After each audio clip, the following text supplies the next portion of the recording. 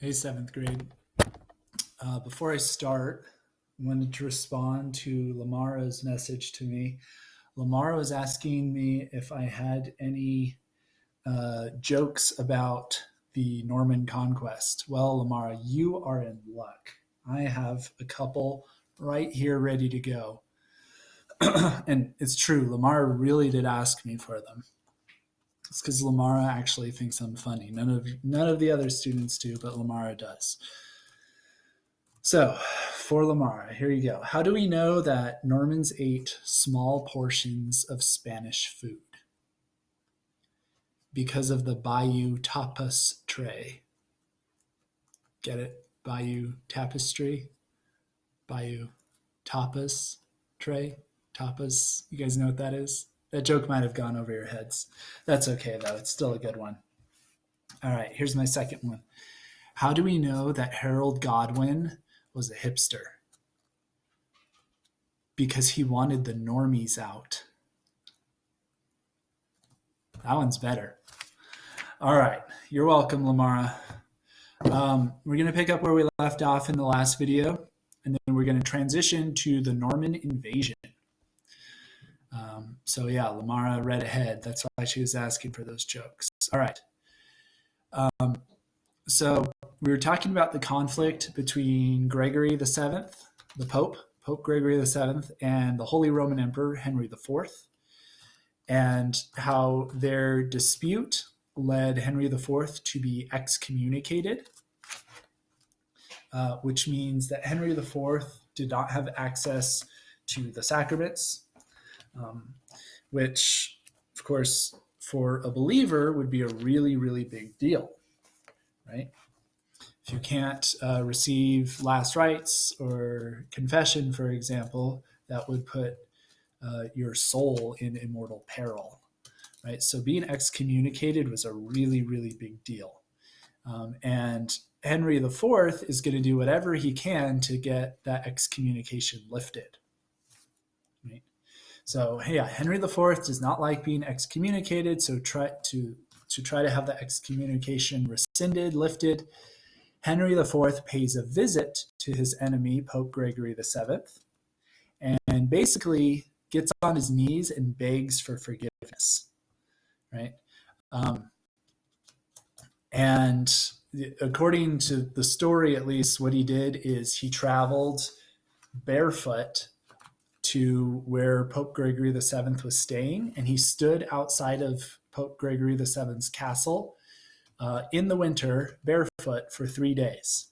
And then finally, Pope Gregory VII forgave Henry, but they never became friends. In fact, right after Gregory VII forgave Henry, they started to anger each other all over again.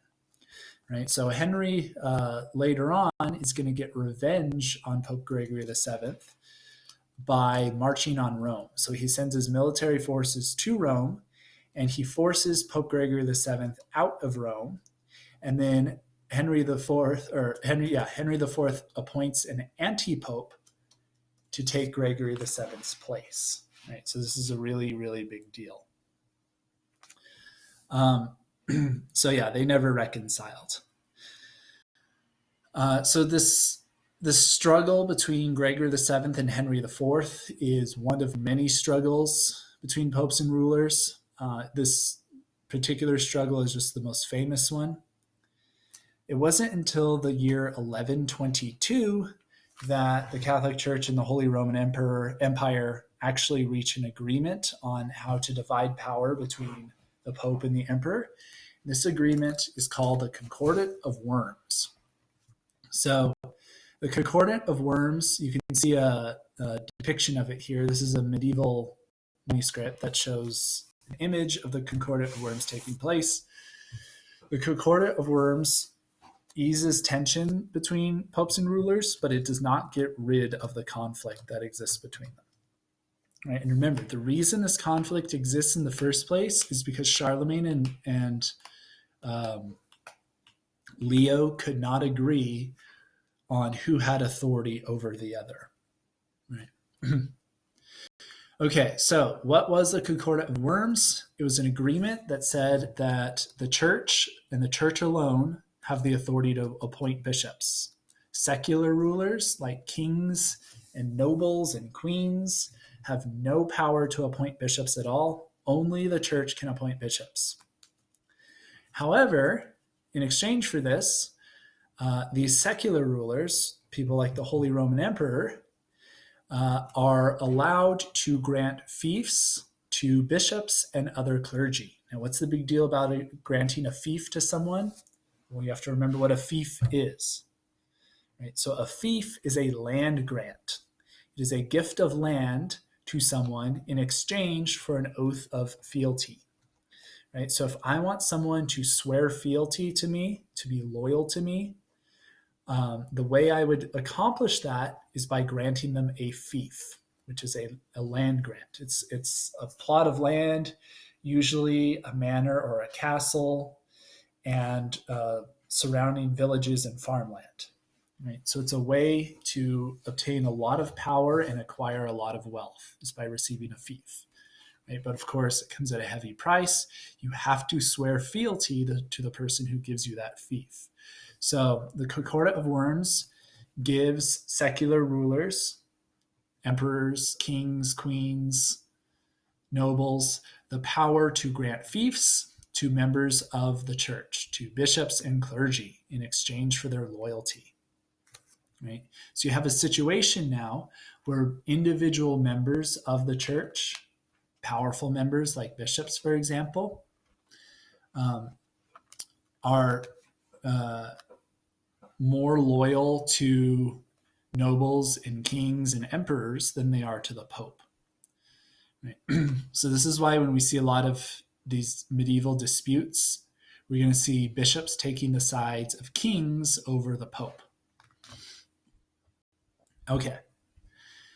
Now we're going to shift up into England. So during the collapse of the Roman Empire, England was under the control of two pagan tribal groups called the Angles and the Saxons. So in the 500s, the Angles and the Saxons move into England and they conquer the natives and establish kingdoms there. Right? So the Angles and Saxons are going to merge together and form something called the Anglo-Saxons. Right?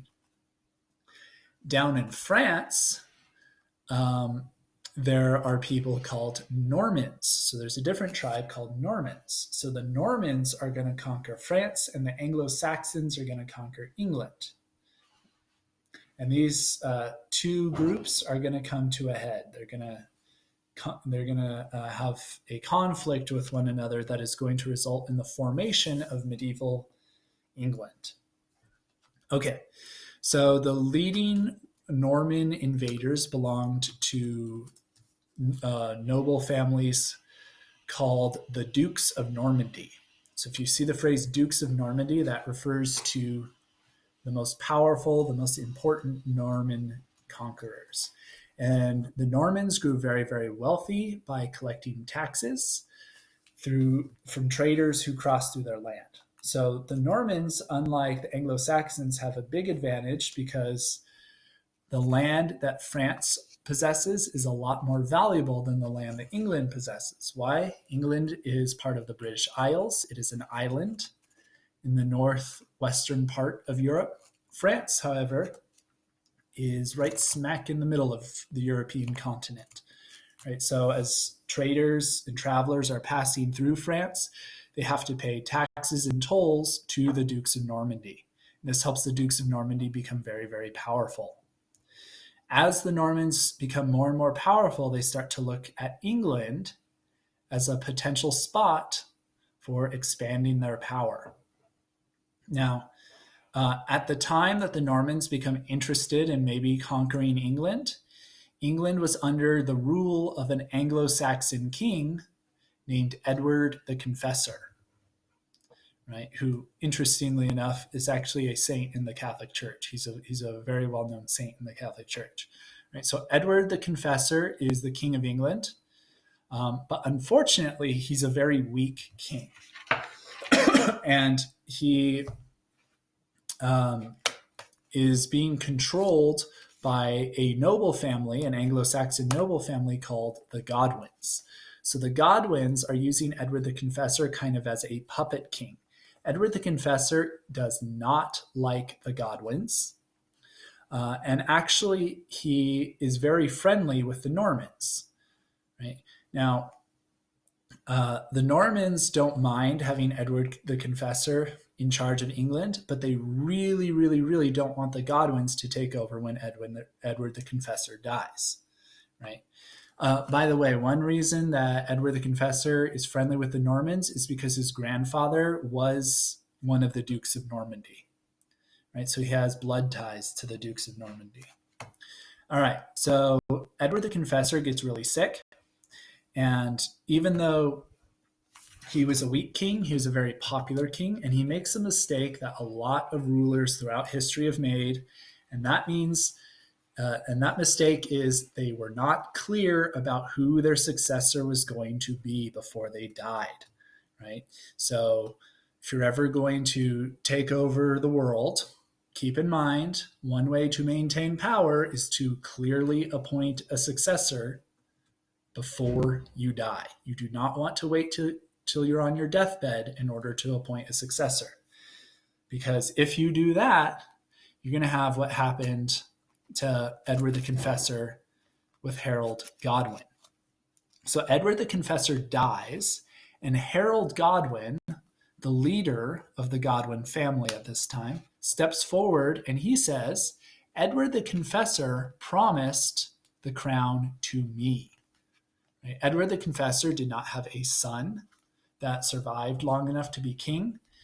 So Harold Godwin said, because he didn't have a son, Edward the Confessor wanted me to be king. Now remember, the Godwins and Edward the Confessor were enemies. So very few people in England and in Normandy actually believed that Harold Godwin had been appointed the successor.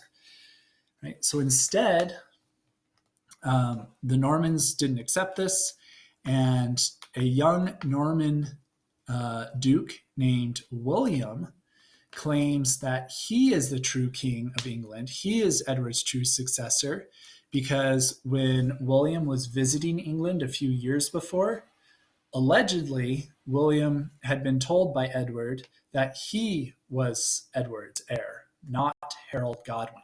So we have two people claiming to be the King of England: Harold Godwin, an Anglo-Saxon, and William of Normandy, who is now a Duke of Normandy.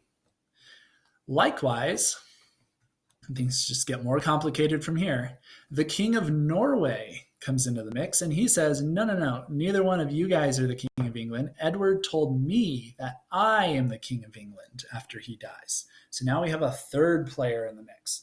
The King of Norway in the north, Harold Godwin on the British Isles, the Anglo-Saxon, and the Duke of Normandy, William, down south in France, are all claiming to be the King of England, right?